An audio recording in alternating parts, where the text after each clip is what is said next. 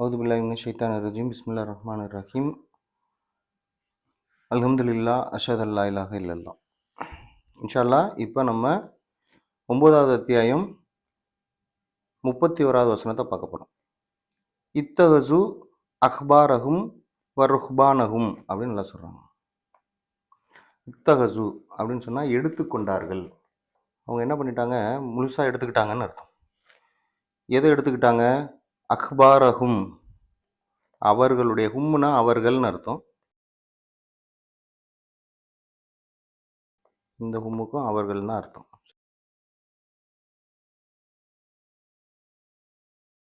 இந்த அக்பாருக்கு என்ன அர்த்தம் அப்படின்னு பார்த்தா, ஹபர அப்படின்னு சொன்னா இங்க்குன்னு அர்த்தம். பேனாக்களால் எழுதுபவர்கள் அல்லது எழுதுகோள்களால் எழுதுபவர்கள். இன்னைக்கு அதை எப்படி மொழிபெயர்ப்பாங்க அப்படின்னு பார்த்தா, ரிலிஜியஸ் ஸ்காலர்ஸ். அக்பாரகுங்கிறது பேனாக்களால் எழுதுபவர்கள்ங்கிறது தான் அந்த அக்பாரகுங்கிறதுக்கு உண்டான கிராமட்டிக்கலாக அரபிக்கில் உள்ள ஒரு அர்த்தமாக இருக்குது. அதை இன்னைக்கு நம்ம புரிஞ்சுக்கிற மாதிரி சொல்லணும்னா ரிலிஜியஸ் ஸ்காலர்ஸ், மார்க்க அறிஞர்கள். ருஹ்பானஹும், இந்த ருஹ்பான் ரஹப அப்படின்னு சொன்னால் இது என்ன அர்த்தம்னா தீவிரம்னு அர்த்தம். தீவிரமாக பின்பற்றுபவர்கள் அக்பாரகும், ரிலிஜியஸ் ஸ்காலர்ஸ். இதை ரிலிஜியஸ் லீடர்ஸ்னும் ப்ரீஸ்ட்னும் மாங்ஸ்னும் மொழிபெயர்ப்பாங்க. ப்ரீஸ்ட்னா போதகர். அவர்கள் எடுத்துக்கொண்டார்கள் அவர்களுடைய மார்க்க அறிஞர்களையும் போதகர்களையும் அப்படின்னு சொல்லலாம். தீவிரமாக மார்க்கத்தை பின்பற்றுபவர்களையும். இந்த ருஹ்பான்றதுல எல்லாருமே சரியானவங்க அப்படின்னு கடவுள் குரான்ல சொல்ல கிடையாது. உதாரணத்துக்கு ஹவாரின்னு சொல்றாரு. ஹவாரின்னா என்ன அப்படின்னா வெள்ளை அங்கி அணிந்தவர்கள். இந்த கிறிஸ்துவர்கள்லாம் பார்த்தீங்கன்னா, இந்த ரோமன் கேத்தலிக்ஸு இவங்கெல்லாம் பார்த்தீங்கன்னா அந்த வெள்ளை ட்ரெஸ் போட்டிருப்பாங்க. அவங்க ஃபாதர்ஸ்லாம் அவங்கெல்லாம் சரின்னு சொல்லி கடவுள் சொல்லலை. குரானில் கடவுள் எப்பயுமே எதை சரின்னு சொல்லுவார்னா அவருடைய வார்த்தைகளை மட்டும்தான் சரின்னு சொல்லுவார். இதை நல்லா ஞாபகத்தில் வச்சுக்கோங்க. கூடுதலான இன்ஃபர்மேஷன் நம்ம அதுக்கடுத்து தொடர்ச்சியாக பார்ப்போம். இதெல்லாம் எந்த அடிப்படையில் நம்ம பேசுகிறோம் அப்படிங்கிறத குரானின் அடிப்படையில் நம்ம அப்புறமா பார்க்கலாம். சரியா? அவர்கள் எடுத்துக்கொண்டார்கள் அவர்களுடைய மார்க்க அறிஞர்களையும் ஒரு ருஹ்பானகும், அவர்களுடைய போதகர்களையும், துறவிகள்.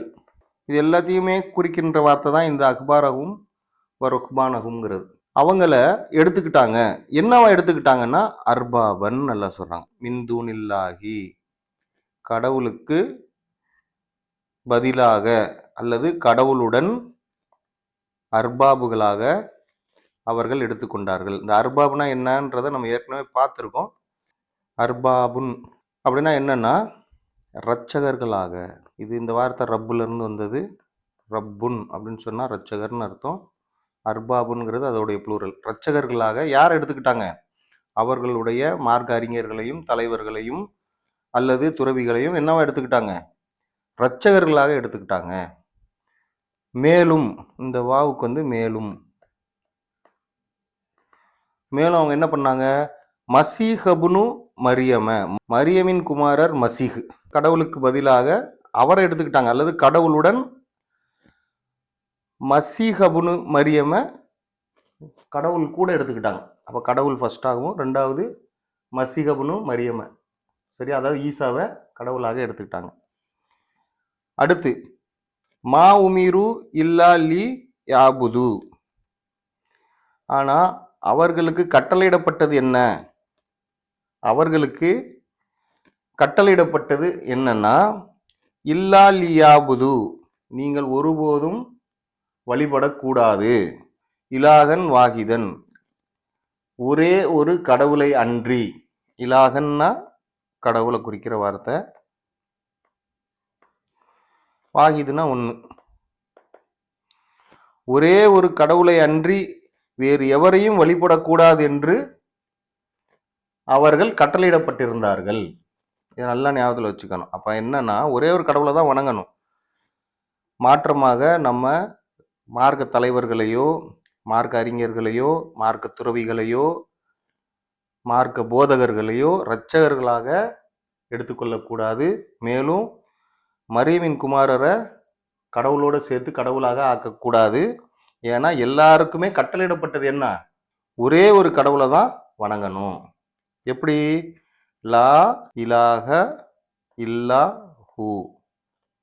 இது இல்லாஹுவ, இது ப்ரொனன்சியேஷன் பண்ணும்போது இல்லாஹு, லா இலாஹ இல்லாஹு. ஹுவ அப்படிங்கிறது இங்க அவர்னு அர்த்தம். அவரை அன்றி தெய்வம் இல்லை, அவர் ஒருவரை அன்றி தெய்வம் இல்லை.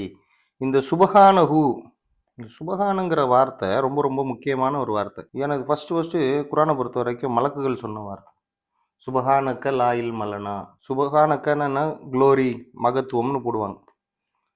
ஆனால் க்ளோரியை பற்றி மட்டும் அதை சொல்லலை. சுபஹானன்ற வார்த்தையை அசலுக்கு மொழிபெயர்க்கவே முடியாது.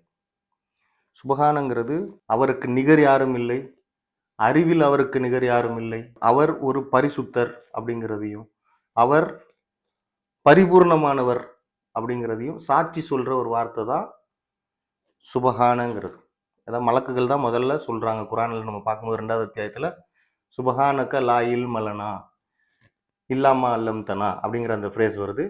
கடவுளே, நீர் எங்களுக்கு கற்றுக் கொடுத்ததை தவிர எங்களுக்கு எந்த அறிவும் இல்லை, நீரே துதிப்பிற்குரியவர், நீரே தவறுகளுக்கு அப்பாற்பட்டவர், நீரே பரிபூர்ணமானவர் அப்படிங்கிற ஒரே எல்லா அர்த்தத்தையும் இந்த சுபஹானஹுங்கிற வார்த்தையை கொண்டு வந்துடும். அவர் இப்போ இது சிம்பிளாக மொழிபெயர்க்கும் போது ஒரு அர்த்தம் தான் போட முடியும். என்ன போட முடியும்? அவர் மகத்துவமிக்கவர், அப்பலுக்கற்றவர் அப்படிங்கிற ஒரு அர்த்தம் தான் போட முடியும். அம்மா யுஷ்ரிகூன், அவர்கள் கூறும் கற்பனையான, ஏற்கனவே ஷரக்க அப்படின்ற வார்த்தையை பார்த்துருக்கோம் நம்ம. ஷிர்கு, ஷரக்க, இதான் அதோட ரூட் வேர்டு. இதுக்கு படிவம் 1 குரானில் பயன்படுத்தப்படலை. இதோடைய மஸ்தர் தான் ஷிர்க்குங்கிற வார்த்தை. அந்த ஷிர்க்குன்ற வார்த்தையிலேருந்து தான் குரானில் இந்த யஷ்ரிகூன் இதெல்லாமே வருது. இந்த யஷ்ரிகூன்ங்கிறது இசம் ஃபைல். இந்த மாதிரி அரபிக் டேர்ம்லாம் பார்த்து நீங்கள் வந்து பயப்படுவேனா, அதெல்லாம் ஒன்றுமே இல்லை, ரொம்ப ஈஸியான ஒன்று. அதை இன்ஷால்லா ஆர்வம் உள்ளவங்க ஈஸியாக கற்றுக்கலாம். அம்மா யுஷ்ரிகூன், அவர்கள் கூறும் கூற்றுக்கள், அவர்கள் ஏற்படுத்தும் இணைகளுக்கு மேலாக அவர் மகத்துவமிக்கவர், பரிசுத்தமானவர், சரியா, அப்பலுக்கற்றவர், தவறுகளுக்கு அப்பாற்பட்டவர், சக்தி வாய்ந்தவர், சர்வ வல்லமை மிக்கவர், எல்லா அர்த்தத்தையுமே இந்த சுபஹானஹுல கொண்டு வர முடியும். இதை நல்லா ஞாபகத்தில் வச்சுக்கணும். ஏன்னா இது மிகப்பெரிய அவதூறாக குரானில் சொல்லப்படுது. எது? நாம எப்பயுமே கடவுளுடைய வார்த்தையை பின்பற்றணும், மார்க்க தலைவர்களுடைய வார்த்தையை பின்பற்றக்கூடாது. சரியா, போதகருடைய வார்த்தையை பின்பற்றக்கூடாது. போதகர் சொன்னாருன்னு வரக்கூடாது, இமாம் சொன்னாருன்னு வரக்கூடாது, குரான் என்ன சொல்லுதுன்னு தான் வரணும். அப்படி நம்ம செஞ்சோம்னா நாம அவர்களையும் இரட்சகர்களாக எடுத்துக்கிட்டோம்னு அர்த்தம். கடவுளுடைய வார்த்தையோடு இந்த மார்க்க அறிஞர்களையும் மார்க்க போதகர்களையும், இவங்க எல்லாரும் மனிதர்கள் தான், இவங்களுடைய வார்த்தையை நம்ம என்ன பண்ணிட்டோம்? கடவுளுடைய வார்த்தையாக எடுத்துக்கிட்டோம். அப்ப இதை தவிர்க்கணும். நம்ம என்ன பண்ணணும்னா, கடவுளுடைய வார்த்தையோடு அவங்க சொல்ற கூற்று சரியா இருக்கான்னு நம்ம பார்க்கணும். அவங்க கடவுளுடைய வார்த்தையில இருந்தா சொன்னாங்களான்னு பார்க்கணும். அவங்களுடைய சொந்த கருத்தை நம்ம எடுத்தோம்னு சொன்னா நாம அவர்களையும் இரட்சகர்களாக ஆக்கிட்டோம். எந்த ஒரு மனிதரை நம்ம இரட்சகர்களாக ஆக்குறோமோ, எப்படி ஆக்குறது? குரான்ல இல்லாத ஒன்றை பின்பற்றுறது. அப்ப நாம இரட்சகராக ஆக்கிறோம். இன்னைக்கு பெரும்பான்மையான முஸ்லிம்கள் புகாரிய இரட்சகர் ஆக்கிட்டாங்க, அபு ஹுரைரா இரட்சகர் ஆக்கிட்டாங்க, முகமது இரட்சகர் ஆக்கிட்டாங்க. அவர் தூதராக சொன்னதை நம்ம கண்டிப்பா ஃபாலோ பண்ணணும். ஆனா அவர் பர்சனல் வாழ்க்கையில செஞ்சதெல்லாம் பின்பற்றணும் அவசியம் கிடையாது. அதை பின்பற்றணும் குரான்ல எந்த இடத்துலையும் கட்டளையா சொல்லலை. முகமது என்கின்ற மனிதர் முகமது என்கின்ற தூதரை மறுக்கின்றார் அப்படிங்கிறது நமக்கு தெரியுது குரானை படிக்கும்போது. அப்ப அதே மாதிரிதான் நம்ம ரஷாதுங்கிற தூதர் அவர் சொன்னதை நம்ம கண்டிப்பா ஃபாலோ பண்ணணும். ரஷாதுங்கிற மனிதர் சொன்னதை பின்பற்றணும்னு அவசியம் கிடையாது. ஏன்னா அது தப்புக்கு உட்பட்டதாக இருக்கும். அதை நம்ம பின்பற்றும் போது அந்த தப்பை நம்ம சரின்னு சொன்னோம்னா நம்ம ரஷாதையும் முகமதையும் அர்பாபனா நம்முடைய இரட்சகராக எடுக்கிறோம். கடவுளை என்று வேற எவர் ஒருவரை நம்ம இரட்சகராக எடுத்தாலும் அவர்களுக்கு மீட்சியும் கிடையாது, மன்னிப்பும் கிடையாது. அல்ஹம்துலில்லாஹி ரப்பில் ஆலமீன்.